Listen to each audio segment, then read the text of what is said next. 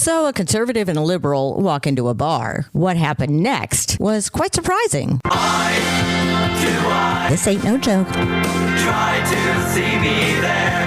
I'm Jamie Allman. I'm Judi Diamond, and this is the Allman Diamond Experience. Compromise is fair. We should start by why we're doing this. Yeah. What is this show about? What's incredible to me, and you and I have talked about this before, because that's how we kind of connected to think this was a good idea. Mm-hmm. Because you and I come from all different places and all different, kind of persuasions, all different influences, everything else. And then we got to talking one day. I was at the Christmas party, talked about our families, talked about all this kind of stuff, and realized, setting aside all politics, you got to realize how much you have in common with people. I was thinking to myself, can you imagine a country where there are, 25, 30 flavors of gin, right? Mm-hmm. You could go to the grocery store. There are 7 different flavors of syrup. Mm-hmm. You can go to the cigarette place, and there are 50 different brands of cigarettes to choose from. And you can go for fast food. You can get there are 70 different ways that you could eat. So how is it possible that we as a society, as people, are all funneled through 2 parties? How is it possible? So, how is it possible that we have actually become so, for whatever reason, trained to kind of always have to kind of launder whatever our viewpoints are through one place? Because we never accept that in our normal life. For instance, if you had only Chick-fil-A and McDonald's, right? Mm-hmm. And you had to choose Chick-fil-A and McDonald's, and you'd be like, well, no, I kind of want to have a gyro for lunch. Right. And then Chick-fil-A or McDonald's would say, no, you can't have a gyro for lunch. Right. Are you Greek or something? You have to stay with either Chick-fil-A or McDonald's. Those are the only 2 brands we have.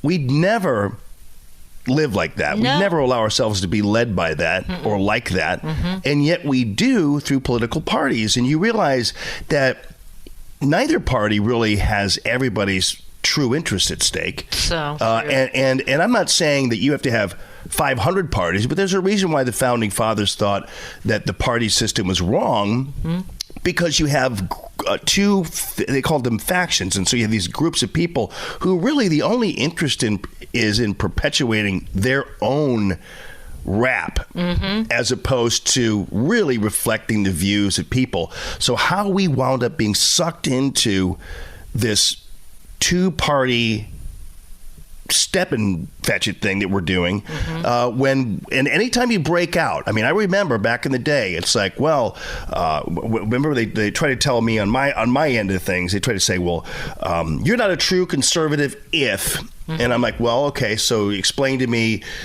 free trade when it's not fair. Like, well, you have to support free trade. I go, well, if it's not fair trade, then it's not helping anybody. Right. And that's where they would say, well, then you're not really conservative. And then we kind of started to realize through experience that they don't really know what it is. They've tried to define whatever that is. And I still don't know what being a true conservative is. Right. I don't even know what being a true liberal is. I don't either. When people now say to me, well, people always assume, oh, you're from California, you're a liberal. And I go, well, my political party and my religious party is love. And they look at me, typical hippy-dippy answer. But it is. I love that. Yeah. And so, for me, I feel like the conversation stopped, and I don't know how that stopped. And I thought, our boss man said to me, you guys should do something. Mm-hmm. You and Jamie, you guys are so different, and yet you guys get along really good. And I think that where you're coming from and what you're saying, a lot of it is media. We're in media. How can we make a difference? Well, we can actually have a conversation that more people have than the major left or the major right or whatever. There's more of us. Right. And what's interesting is, and this is totally why I want to do this, is I kid you not, Jamie, just a few days ago, I was talking to a friend of mine from California. And I said to her, I was doing this, and she goes, I know Jamie Allman. I go, really? Like, he's famous, by the way, if you didn't know that. But she goes, yeah, I can't believe you're doing a show with him. And I go, what are you talking about? You mean you're friends with him? And I go, well, yeah, he's really cool. She goes, I can't talk to you. Oh my goodness. So I'm sorry about that. No, but I'm not, because that bothered me to the point of when I said, well, okay, then that's your decision, that's your choice, and that's what's wrong. Yeah, and she never explained really why. She just said she couldn't believe that. She goes, don't you realize? And I have another person who blamed, well, they're the reason that we do this. Right. And I go, who's they? Mm-hmm. You're putting everybody in a group, and it drives me crazy. I go, how are you any better than the they you're talking about? Right. So I think it's really important to just open up a conversation where there's things that I've changed my view that my really liberal friends will go, how could you think that way? And so to not be so pigeonholed, to have an open conversation and to be okay to have an open dialogue. I think that's what is the most important thing. And Judi, sometimes even on our regular shows, we sometimes are afraid that our individual audience might reject us if we go off whatever reservation they've established. But I always feel like people who listen to my show have some open roads they can travel to, because sometimes I think the great example recently was with the whole Bud Light boycott thing. And I told people, and I went on the air, and I'm very honest with my audience, as you are too. And sometimes it comes at a certain level of peril, because they'll think of you as a certain way, whatever. But I told people, I go, you know what? I'm not boycotting Bud Light. I don't really drink it that much anyway, but I'm not a boycotter. I certainly don't believe in shooting cases of it up with a gun, because I love guns. I just don't like to use them in that way. Right. And people are like, well, what do you mean? I'm like, I really respect guns. I'm not saying people who do that don't respect guns. I just happen to have a different view of guns, and I wouldn't shoot up symbols of things that I disagree with. I would never do that in a million years. But you can knock yourself out doing it. Anyway, I said I didn't boycott Bud Light because first of all, I don't really drink it that much. But anyway, I wouldn't suggest boycotting it because I know people in this community who make a living working for Budweiser and AB. And it's going to affect their jobs. Right, and distributors and bars and people who really kind of need that. And I'm not going to sit back fat and happy and think that that's achieving something by, they'll suffer through a market, whatever it happens to be, but I'm just not a big boycott person. And I told people, honestly, I said, my daughter works for AB up in New York. Right. She handles the Neutral brand up there, which is this vodka drink, And so I have a real self-interest on a number of levels, not just community-wise, but also personally, in not going after that. So, and believe it or not, people were very accepting of that. They didn't say, "Oh, you're a traitor," or and so you'd be surprised how sometimes if you push it a little bit and are just honest. I think sometimes people are afraid. We are in our own circle sometimes. Yeah. And sometimes being unafraid is really how we ought to all operate in all realms of our lives. There's a point at which it's okay to be uncomfortable. Yeah. I think it's really easy to be comfortable. I have an issue a lot of times, and boy, a lot of my friends that are activists will get very upset with me. But they go, we're going to go march. Well, okay. You're doing it because you want the government to give more money for the homeless. Why don't you work in a soup kitchen? What I'm saying is, what are you doing, besides just walking? Right. And yet, my grandmother, my mom's mom, was a suffragette. She went to jail for the right for a female vote. That's pretty awesome, yeah. It's really awesome. And so I'm, when I tell my mother this, she goes, well, look at what your grandmother did. I said, well, that's true. So, you have to think about what it is that you're doing. And I think boycotting, I've never actually boycotted something now that I think about it. I could see it happening, like in the civil rights movement, that happened. You know what I mean?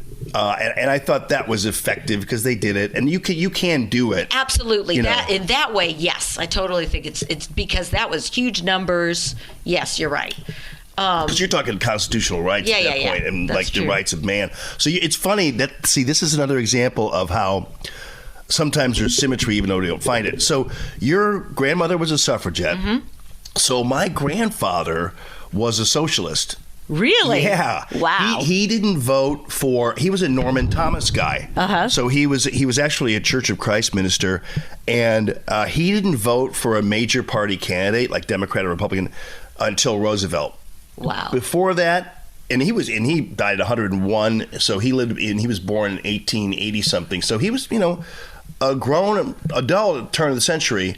But only voted for Norman Thomas, the socialist. Wow. I mean, and he served in World War I and everything else, but he just was a dyed-in-the-wool socialist and very proud of it. Wow. Isn't that crazy? That is crazy. I mean, he didn't march or anything, but he was active. He was around the world. I mean, look, I'm the only one in my family that actually, my immediate family, that is still, I guess, if you have to pick a party, Democrat. Yeah. I grew up, my parents were very liberal Democrats. My brothers, my sister, she passed, but they were, all of them.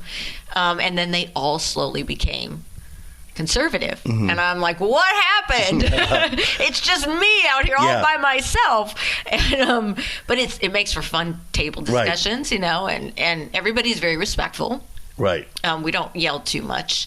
My dad does get into it heavily. Don't ever start my dad on the whole environment thing. He will not stop talking about it because he doesn't believe in the whole save the planet and Yeah. Well, that's a whole nother thing. Well, it's funny though. Here's another example. So you're the only of all your people. You're the only so-called liberal in your family. Yeah. And of all my people, I'm the youngest of 6. Mm-hmm. And we have a huge family, including my mother, who's 94.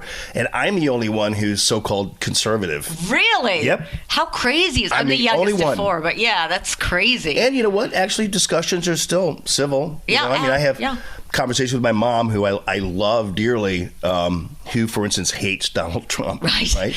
And one time I told her, I said, I don't think you like him because he reminds you of my dad. I think that's it. And we laughed. But we have the greatest discussions about everything under the sun, whether it be abortion or whatever it happens to be. And we just have a drink or do whatever, and we just talk. But generally with my family, like at Thanksgiving, we're not talking politics. No, I mean, we stay away from it a little bit. Yeah. We don't want to get my dad involved with the whole environment because he won't stop. Right. It's a joke, actually, with our family. Don't say it, Recycling is a fraud. Right. I'm like, no, don't start him on. And then, but that, and I do have a brother that is Christian. Yeah. He tries to get me to change, and you're not going to change me. Yeah. Okay. That's interesting because that opened the door, even though I didn't have to open the door. So I think it's interesting. So I'll make you not slightly uncomfortable. I'll just no, I want to be uncomfortable. I think it's interesting. Yeah. So you open what we're doing here, and you said your language is love, right? Yes. Okay. So do you realize that actually probably is more religious and more steeped in God than you probably even realize? No, I do. Oh, okay, good. I do, yeah. But my God, what I believe in God and what my God is more a collective one. Yeah. It's not a religious so much. And I'm not saying religious institutions aren't good. They're tribal communities to me. Yeah. But don't push yours on me. Okay, so because at one point we had a conversation, you were talking about that, and I thought it was more about God, but it's not. It's about organized religion. Yes, organized religion. And that's another example. I don't like organized religion. Most people would be okay with that because presumably in this country, we should be able to worship or not worship or perceive God or not perceive God any way that we want to. We should. It's really not anybody's business. Right. To tell you the truth. I totally agree with you. But my brother really believes that I am going to hell. But why does he believe that? I don't understand. Because I haven't accepted Jesus as my God. And that's just his belief. And I said, I don't push my stuff on you. Does your God that you believe in, that you're telling me about, love you unconditionally? And he said, absolutely. I said, no, that's not true. Conditions are that you get me to believe that. So that's wrong. That's a lie. And I can't believe in a God or your religion.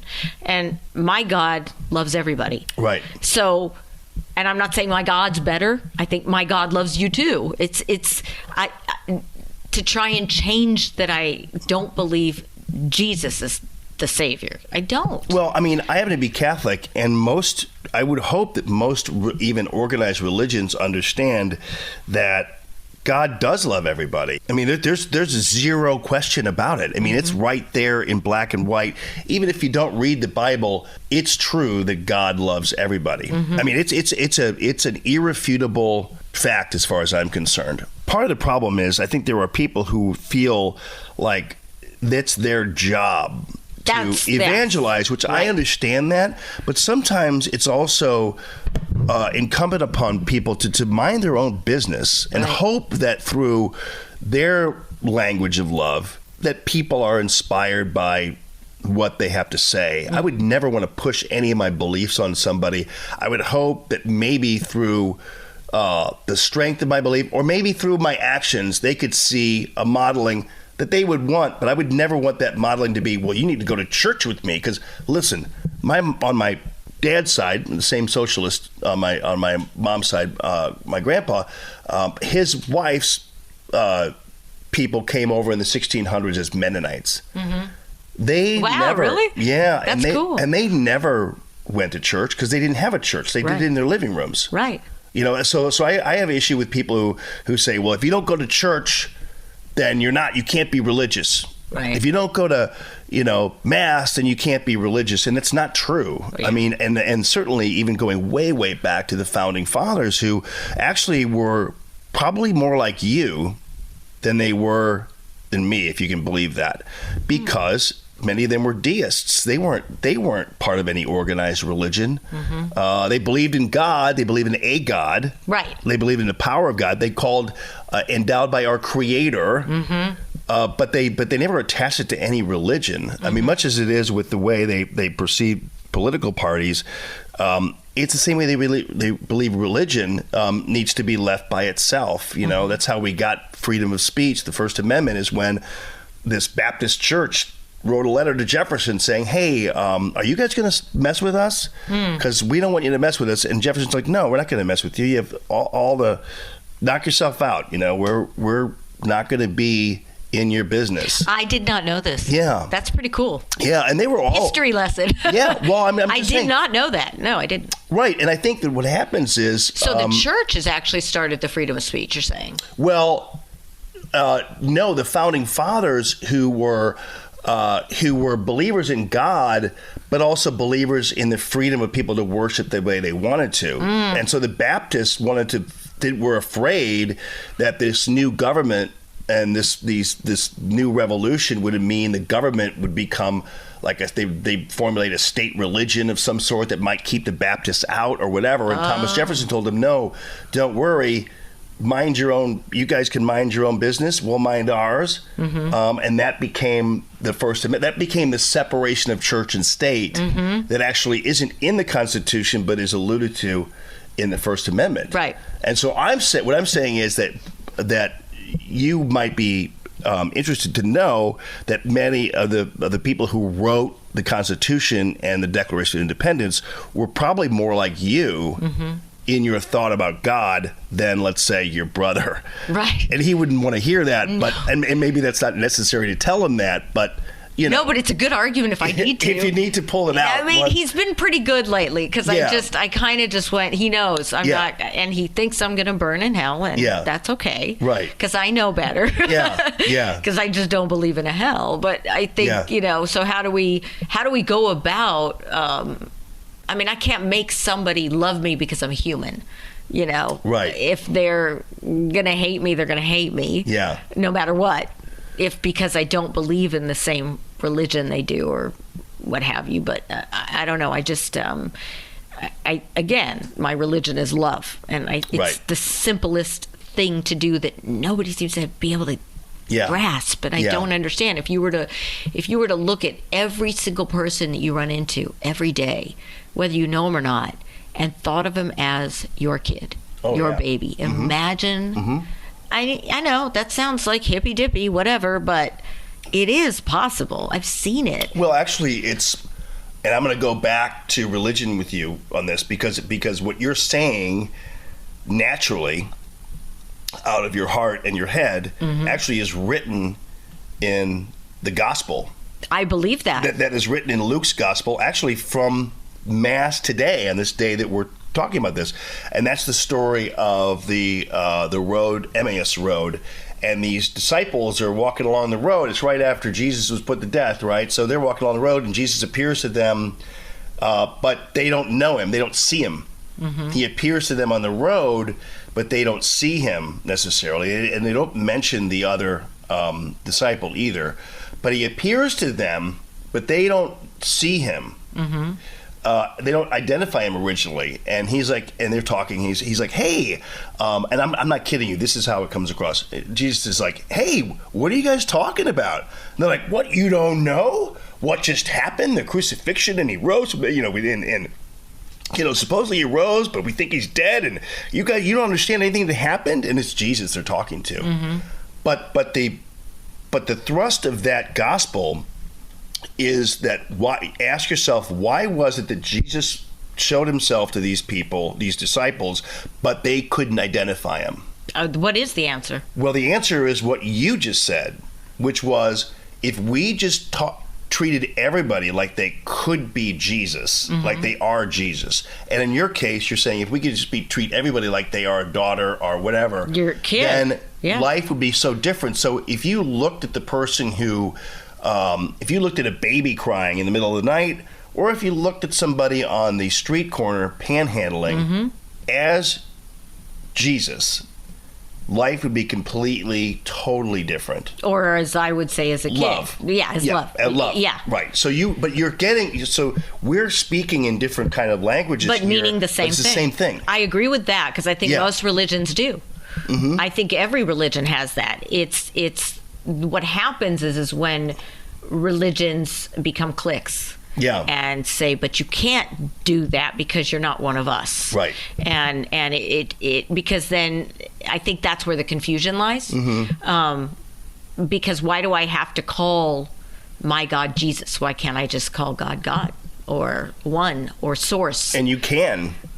Without, does that make sense? Oh yeah, absolutely. I really think that you lead a life of a religious person. It would drive your brother nuts if he heard that. But I think sometimes people who just live their lives, even sometimes they don't even have to read the gospel to do it. That's pretty amazing, because you're not being taught anything. You're just doing it from whatever was inside of you, and most of us, though, instinctively should know that. I was going to say, it's something you should be born with. Right. And I guess that's where my confusion lies with any religion is, well, why are we not all born with that? Why does that change? And that's my searching, trying to figure that out. How we got off into a religious topic. Because you brought up with your brother and some of these things. Oh, yes. And we had talked about it earlier. And what's crazy is I had this experience, and most people will identify with. So one time there was a time in my life where I was really paranoid about like having cancer and all this crazy stuff. And so it was in my 40s, and then I had some stomach thing, and I thought I had colon cancer or something, and I had to get everything checked out. And I remember driving, and I was kind of in a daze, and because I was really seriously worried about it, Right. And they did some tests, and they couldn't find anything out. And so I was kind of driving, but I was kind of in a daze, and I didn't do something like use my blinker or something, and this guy like lit on his horn, and then almost like followed me, like it was road rage, Wow. And then I realized and so since that day, I remember to think about, like, when you're on the road and somebody's like driving like crazy, or they're not driving crazy, but they're just, like, where's your head at? With your head's up your ass driving. Why can't you drive like a normal person? Blah, blah, blah. I step back and think, I wonder what that person's like dealing with this day. Yeah, where are they coming from? Where are they going to? Yeah.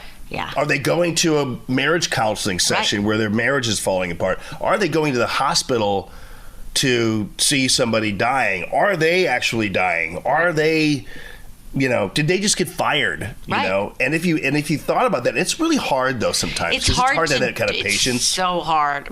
Or even if you went, because I've done that. I try to do it every time and I've even come to, or he's just an asshole. Yeah, right. And even then, right. well, guess what? I'm going to send them love. Right, I'm going to send electromagnetic waves of virtual love. And the interesting thing I found is, the one thing I hate more than anything, even more than going to the OBGYN, is grocery shopping. I hate it. Yeah. With a pink passion, as my mother would say. There's something about it. I'm just not a foodie, and so I hate it. And so I changed my mind now. I go in there and I go, okay, everybody I see, I'm going to just send love their way. And you know what? It's always been, since I've been doing that for the last few years, such a great experience. Yeah. I just meet people left, right, and center. And in fact, yesterday I was at the store and this woman said to me, "You have a really cool vibe." And I go, "Thanks." And it was just that I'm just putting out love, because you don't know where these people are, where they're coming from. And it helped me. It's selfish, because it helped me get through something I hate, grocery store, and made it fun, made it interesting, made it be more present, and which is the true gift of love and happiness. The true gift of life is being present. How do you gift yourself that? Well, that's one way. Does that make sense? Yep. Look at you adopting the habits of Jesus. He would always purposely commingle with people who didn't like him. Really? Or didn't agree with him. That's totally something I would do. See, we'd be best buds. To your point, about the asshole, you're like, well, you know what? It gives me even more of a chance to try to, and it is true that nothing tames these lions than kindness or a smile. Look how when people go into an elevator, everybody goes into an elevator now, and the minute they get in, what do? They quiet and look at their phone. Their phones. Yep. But you'd be surprised what a difference it makes when you say, "Hey, how's your day today?" And actually, people will open up. Absolutely. And talk to you. Yeah. Do the same thing when you go and actually read somebody's tag when you're in a grocery store, and you read their name, the cashier, they just light up. Right. Hey, Jennifer, how's your day? Yeah. They have name tags for a reason. Yeah. The one thing that people want above anything, even I think more than love, is to be seen and heard. Right. To be valued. So all of a sudden you've seen them, and it's a selfish act.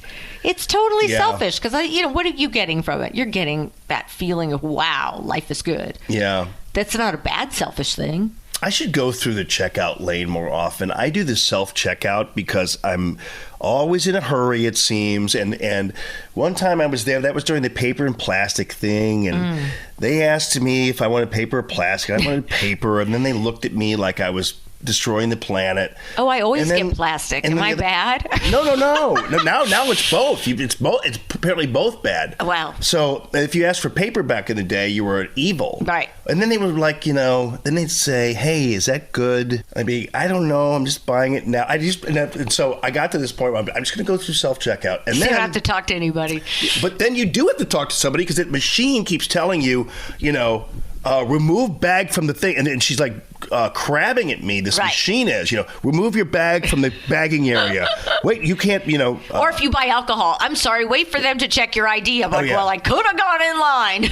Well, no, I do that because it's the only time I ever get ID'd. Oh, really? I feel like I it need feels that to good. be, I feel like, I have to be carded, even though I'm 60, I just want to still You look look young. Thank you. You do too. Thanks. Yeah. And, we can stay young, right? Absolutely. Who needs all that face cream and all that other stuff? I'm into that. We can I'm okay. talk like this. Well, yeah. We're just so peaceful. Yeah, that's true. And even though you talk about like crazy things, that's true. Eventually we'll be talking about gun, all this stuff. But I think there's so much that unites us in a way. Yeah. And it doesn't diminish our principles or our beliefs. No. By listening to somebody who has different beliefs or who can educate you on their beliefs. I love to learn. I would go to your church any day. I love going to different churches. I've been to a lot of churches, temples, mosques, Hindus here, because to me, it's all about learning about people. So yeah, invite me, I'll go. Yeah. So your background is very interesting and unique. It's definitely different. Yeah, your heritage background. I don't care. I don't know whether you want to call it your religious background, well, or where you're raised, or your parents. Yeah, I mean, my mom is this Jewish girl from Cheyenne, Wyoming.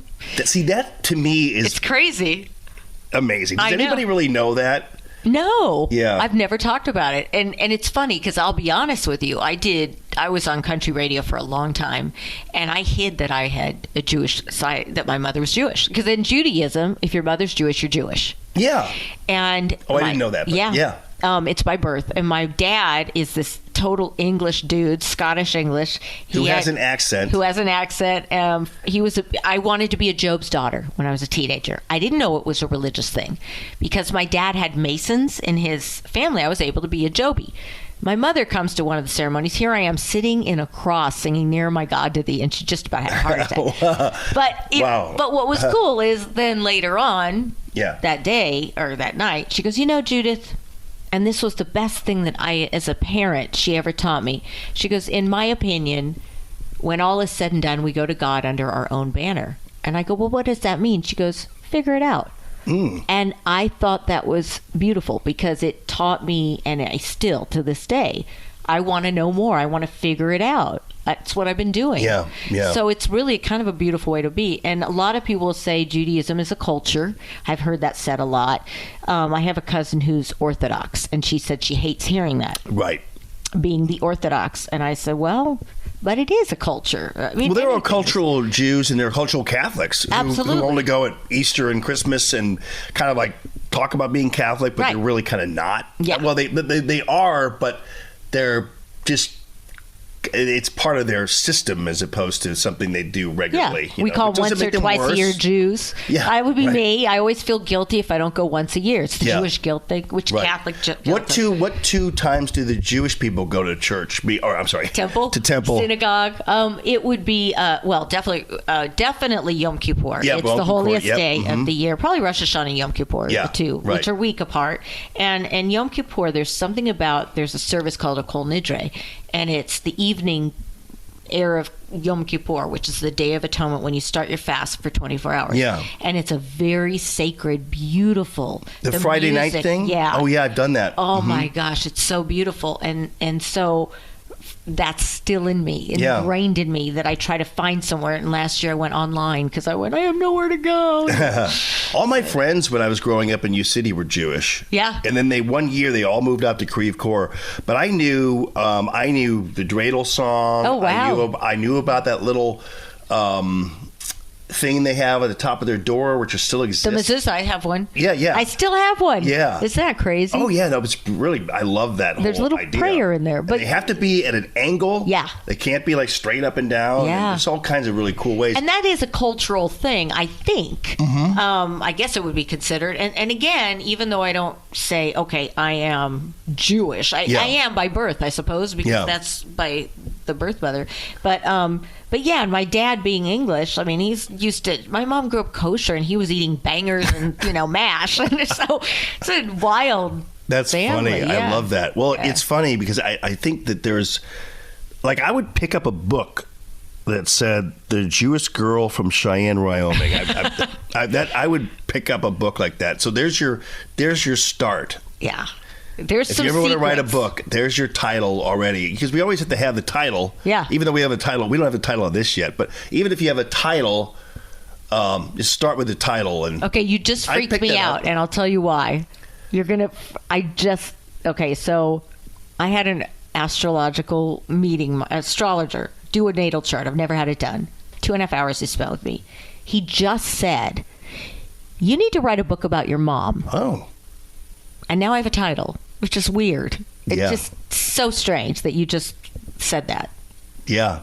Yeah, he goes, you need to, he said she has secrets. She does, because her brother was a spy for the U.S. Air Force. Oh, my goodness. You do have a book. I know. And the title is great. It is a great title. I'll have to give you half. It could be. Well, it's funny about that. So since I just told you I grew up in U City and it was predominantly Jewish, so I went to work, and this is a longer story. So back in 2004, I had TV and radio. I was doing both. And I had my son was born, and I kind of had like a midlife crisis of some sort, and some guys go out and buy a Corvette. I decided to work for the most controversial archbishop on the planet, Archbishop Burke. So I quit 2 jobs Wow. in radio and TV and went to work for the Archbishop. That's amazing. I know. I was there That's 9 like months. amazing. I know. I was there 9 months because it didn't work out very well. And there's a lot of, someday we can tell that story about it. It just wasn't exactly what I had planned. And yet I tried. I Right. made an effort. I thought it was going to be interesting. But it was something that your soul needed to do for some reason. Yeah. And to imagine quitting I can't. 2 really good jobs. Right. I mean, TV and radio. Yeah. I was like in. It's hard to get in there. I know. I'm the only Wow. person actually that's been that quit 2 jobs and actually got released from 2 jobs all in one lifetime. Wow. At the same time.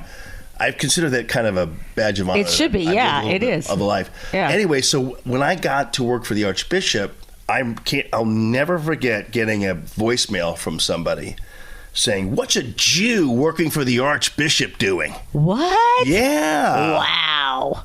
What's You're a like, Jew why? doing working Because- for the Archbishop? Because they assumed I was Jewish. Because you lived in because I was from Jew City. City, as they called it. Exactly. Yeah. Allman, I guess Wow. whatever that. I don't know why that sounds Jewish, but anyway, it was so weird that happened, and they left me that message. And, That's crazy. and I was like, yeah, boy, this is going to be a rough road here. As I look at my time, I'm thinking, oh, Wow. There's There's a reason you did that, though. there had to be. I have got to hear. That's a book, Yeah, oh yeah, yeah. Wow. It was a trip and a half for 9 months. Wow.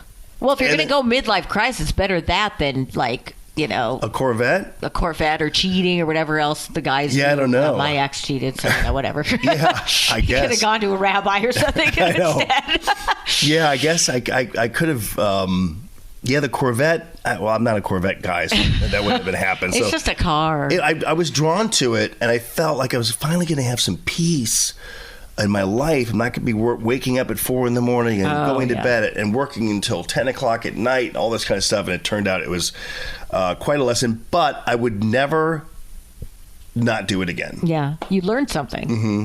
That's fantastic. Yeah. I love this. It was quite an experience. Yeah. I love this. So this is just like starting, and I Yeah. can't wait to see how it goes, like where we go with it. I have a ton of questions, so you know way more about politics than me, just so you know. So, How do you know that? Because it's funny because I think you know way more about religion than a lot of people who would say they're religious. So there you go. Well, okay, Right down so to we'll your try. name being Judith, right from the Old Testament. Your mother made it that way. She probably did on purpose. Of course How she dare did. she? No. And Judith was kind of a badass. Just so you know. Really? Oh, well, that's good to know. Look I her didn't up. know. I Yeah. will. I don't know. You're named after her. Really? Of course. I don't know what I'm named after. I just, Should ask your mom. I should. I think she said it was my grandma. I don't know. My mother doesn't talk a lot about things. No, I know. It's very weird. Yeah. I'm trying to get her to tell me more. Yeah. As she gets older, but yeah. Yeah.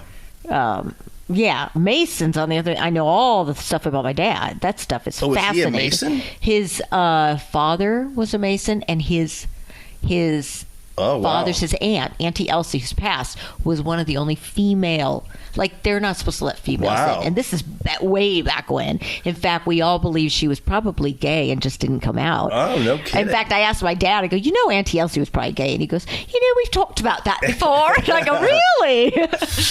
She's the funny. Agnes Moorehead of the family. Right. So did your dad did he have like that little metal thing on his Well, his Mercury dad marquee? did. His dad did. Oh, he did he? Yeah, and so I got into Job's Daughters because of that. I didn't know what it was. I just wanted to go in because my best friend was in it. I Yeah. didn't know it was a religious thing. Yeah. I had fun.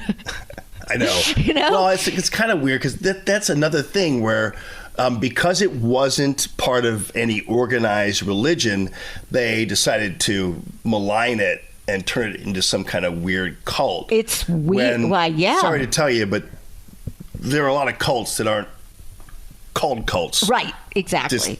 It actually started as, from what I understand, they were warriors, or something like that. I don't know. Well, it goes back even back in the old. I mean, like in the old days, the yeah. olden days, as they say. Yeah, supposedly they also were in charge of the covenant or something like that, and the Ark. I don't know if that's true, but Oh, I know, but yeah, that thing. the Templars, Knights of Templar, they're all from that. Which, if you believe it, it's kind of interesting stuff.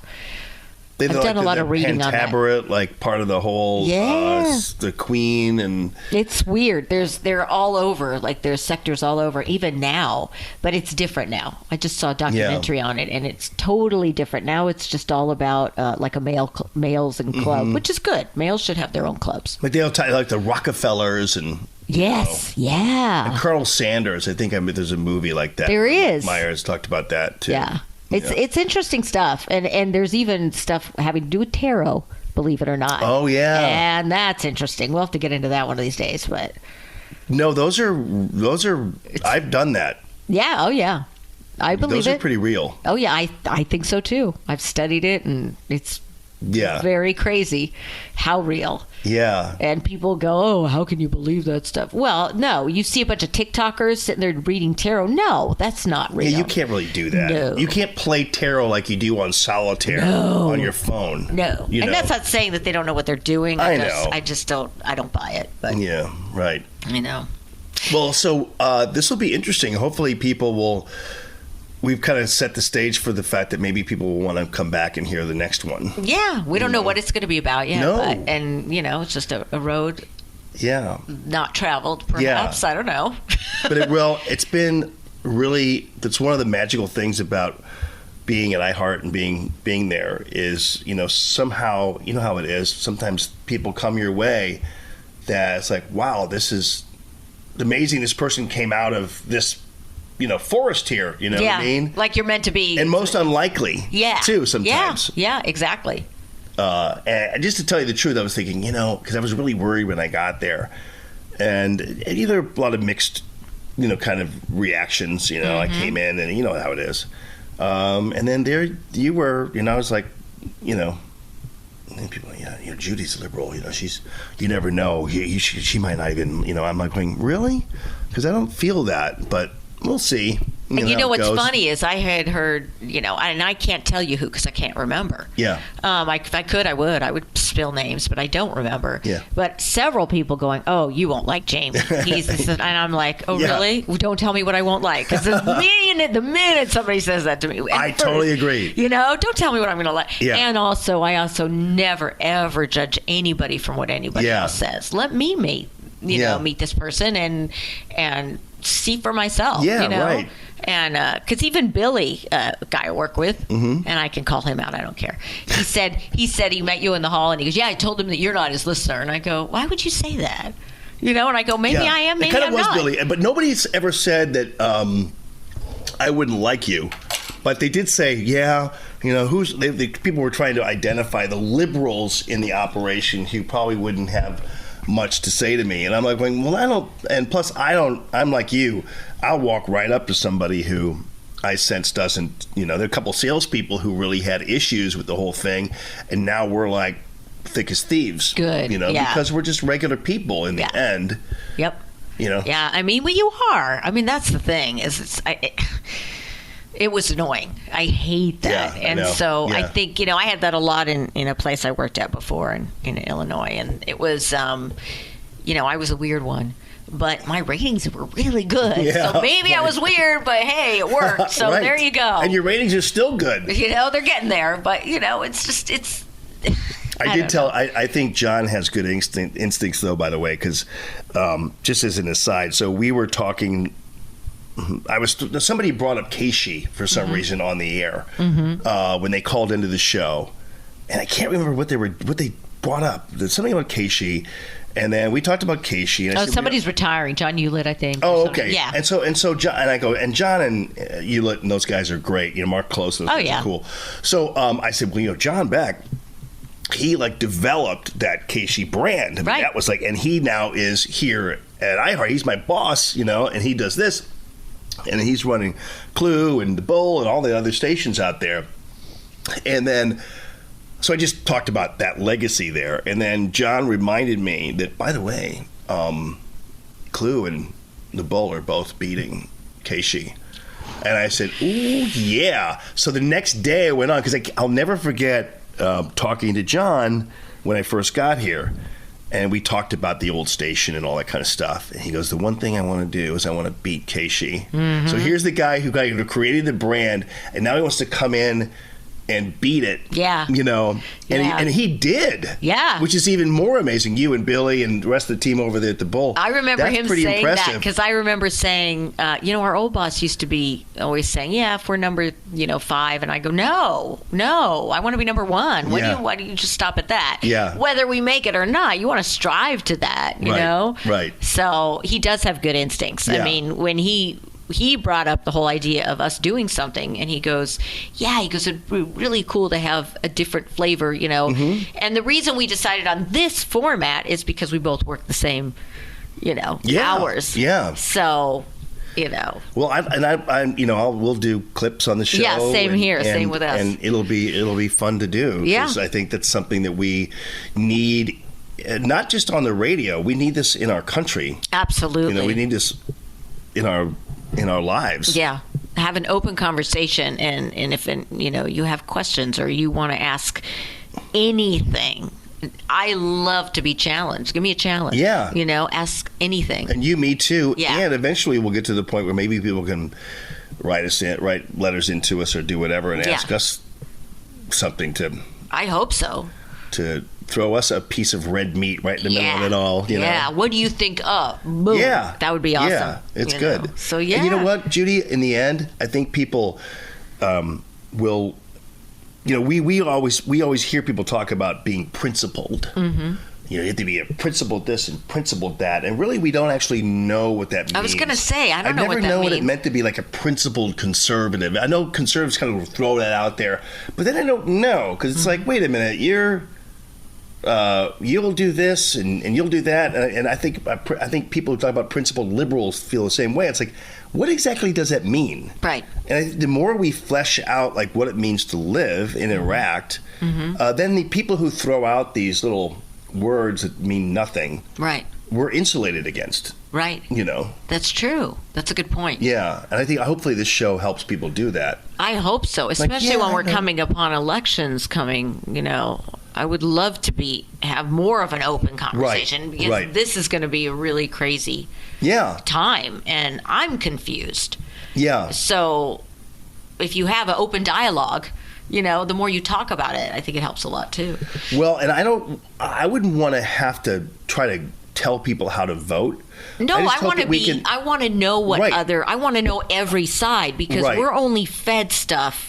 Right. What we're fed in your socials, that algorithms. And so, where do you go for having everything? Well, I just hope that we can actually do as best we can to give people the information, not about how to vote, but just to guide them towards like making the right decisions. Right. Discernment is a big deal. Right. And I would never purport to be an expert in discernment as it is, but I love talking about things. I do too. And I suddenly have a different view of something as a result of talking to you. We've done that several times. Yeah. Oh yeah, now I get that for sure.